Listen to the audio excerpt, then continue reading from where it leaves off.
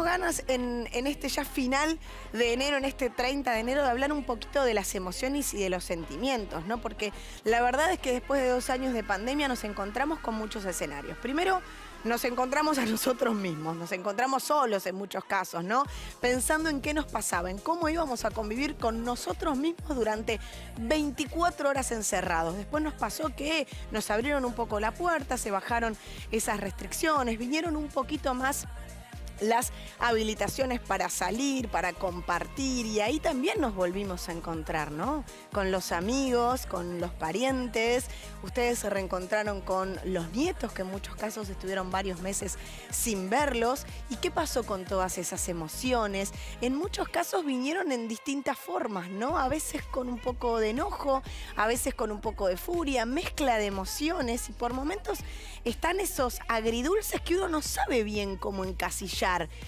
Y en realidad para eso vamos a hablar directamente con un especialista, con el licenciado Alejandro Schuchmann, para preguntarle, ¿en realidad, Ale, hay que encasillar las emociones o las dejamos ahí libres, que galopen y bueno, y uno va viendo cómo se controlan? Primero, gracias por venir un domingo a la mañana. Un Muchas enorme gracias. placer, Paulita, es un placer. No sé qué emoción te generó levantarte y decir tengo que ir el domingo a la mañana. Sabiendo que venía acá es entusiasmo. Primero salir de los 5 minutos de pereza inicial, ¿no? Cuando uno va arrancando, esa transición, esa duermevela. Sí. Pero después contento siempre encontrarnos, es una buena noticia. A nosotros nos encanta que hayas venido. Y ahora, ¿hay que encasillar las emociones? ¿Tienen que tener un nombre definido? No, las emociones es como cuando uno va a la pinturería y dice yo quiero un verde. Y el vendedor te va a decir, señor, ¿qué verde? Te va a mostrar 80. Una mujer colorimetrista me dijo que hay 80 tipos de colores, 80 gamas, variedades de colores de cada uno, verde, amarillo. Y las emociones es así.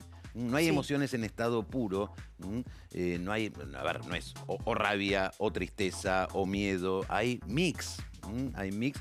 Y lo más importante que tenemos que hacer los seres humanos es tratar de identificar, porque nosotros vamos por la vida y vamos sintiendo cosas y no nos detenemos mucho a pensar.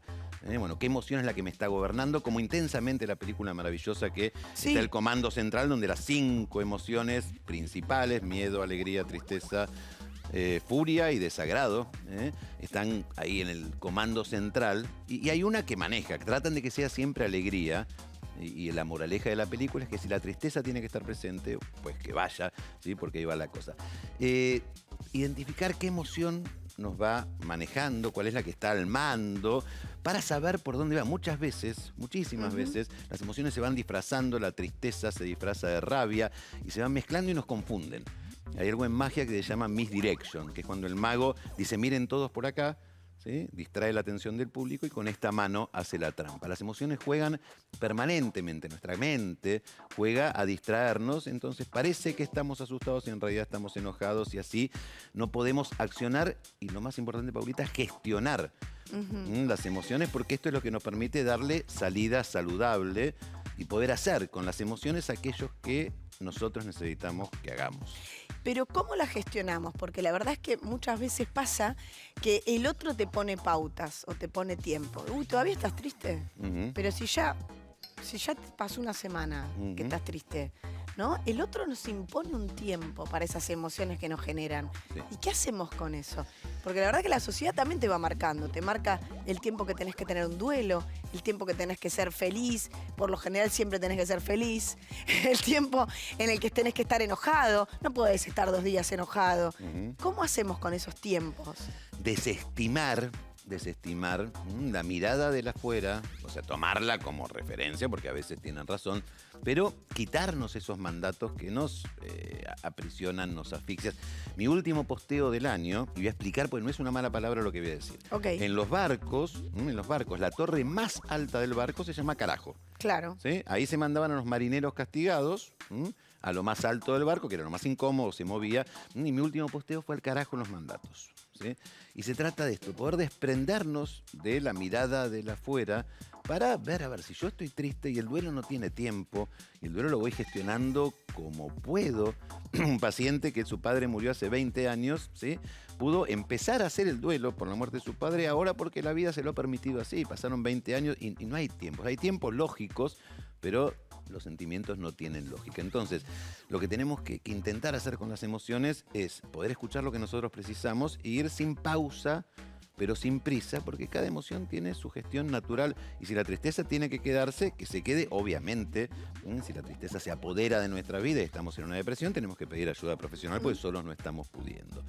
Pero nos angustia mucho ver a alguien que queremos triste. Entonces, Claro. bueno, dale, no te pongas mal, dale, vamos arriba, qué sé yo.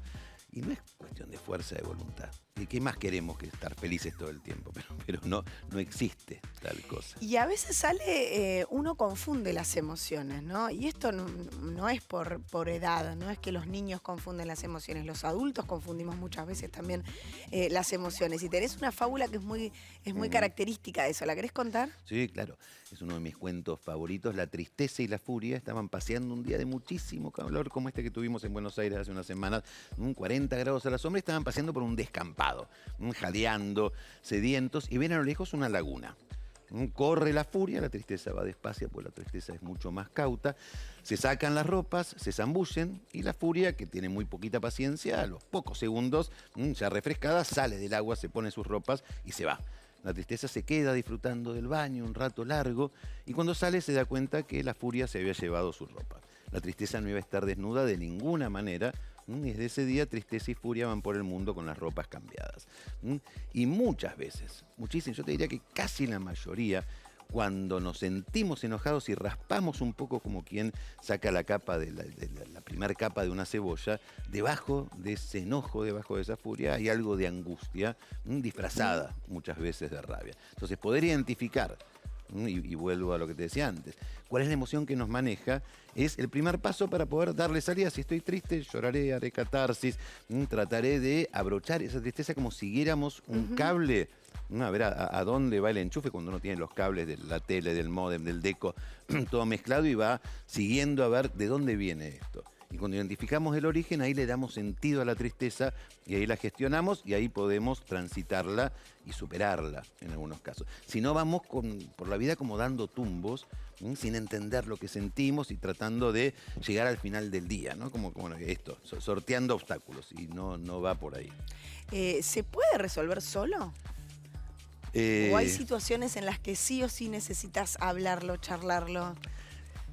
Yo creo que en general, a veces es con ayuda terapéutica, pero en la enorme mayoría de los casos, ponerle palabras, ¿sí?, a lo que nos pasa, y no alcanza con el soliloquio, no alcanza con decirnos a nosotros mismos, hablar con un otro, con un amigo, con un padre, una madre, ¿sí?, un hijo, una pareja, pero no sufrir en silencio. Sufrir en silencio, salvo en el momento en el que necesitamos la introspección, es la manera más complicada de sufrir. Y mucha gente sufre en silencio porque dice: yo no quiero molestar a nadie, cada uno tiene su vida. Claro. No, ¿qué le voy a pedir ayuda a mis amigos? Ellos tienen sus cosas. Y yo lo que les digo a mis pacientes: sí, pero vos sos parte de esas cosas. Pensalo al revés.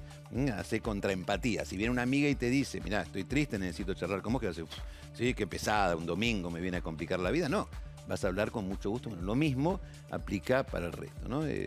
La empatía y pedir ayuda, ¿sí? A veces profesional, a veces una oreja, un hombro, un abrazo, ahora que se empieza a poder lentamente en este contexto de salida pandémica, esperemos, recuperar la posibilidad de hablar con el otro. De la charla. Sí. Estoy pensando en lo que decís y automáticamente, linkeo con los adultos mayores, que muchas veces están en una situación de queja, ¿no? Que los hijos no van y entonces no pueden hablar, que ya no tienen tantos pares alrededor, que han sido 2 años muy dolorosos, en particular mucho más para ellos, ¿no? Muchas pérdidas, pero además mucho aislamiento, mucha soledad, que no van los nietos. Y entonces, ¿cómo sale ese adulto mayor muchas veces de esa queja? Porque cuando va el nieto, lo primero que dice es: lo que pasa es que no voy nunca, porque cada vez que voy es: no venís nunca, es el reclamo, ¿no? ¿Cómo se resuelve eso? Que es casi histórico, no solamente de la pandemia. En la pandemia se ha agudizado.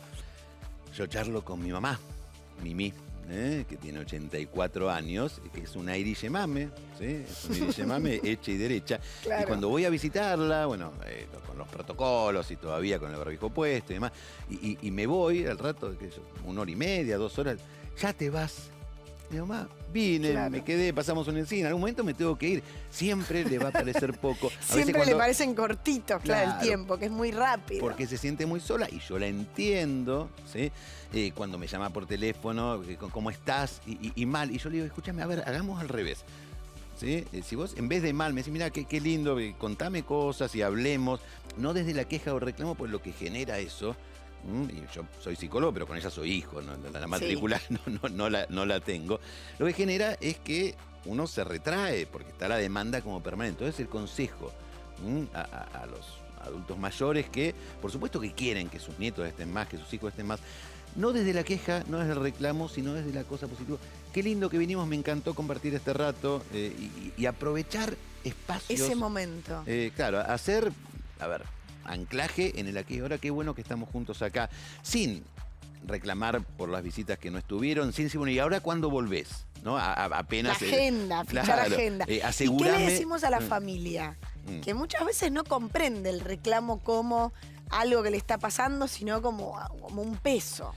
Sí, que trate de entender, a veces yo lo hago todo el ejercicio con mi mamá, con Mimi, ¿sí? Cuando me llama y yo estoy en el medio de un despelote, ¿sí? Cerrando consultorio y Claro. por empezar un vivo en Instagram, que siempre me llama en los vivos de Instagram, ¿sí? Nos ha pasado con vos, llama, no sé cómo sabe, no sabe cuándo te, pero ¡tuc! Sí, entra la llamada y me saca el vivo.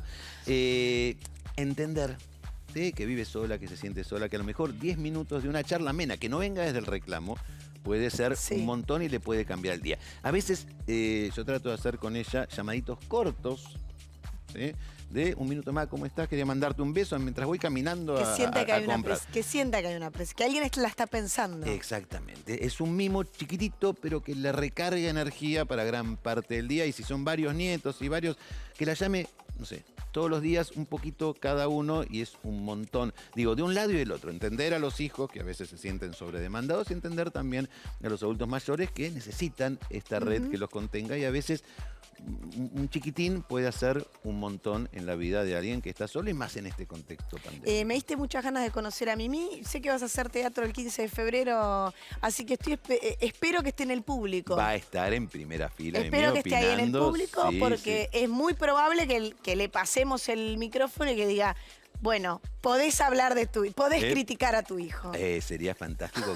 Me da un poquito de susto en el Teatro Picadilly, sí, 15 de febrero. Ahí Pero vamos te da a estar. ahí. Tener la mamá ahí hablando de mí me da. Te la pero bueno, bancaste. tendré que afrontarlo. Escúchame, hiciste la carrera de psicología. Yo Tendré creo que vas a afrontar. poder superar Voy lo a que llevar diga a mi tu mamá. analista también al teatro el 15 para que me asista.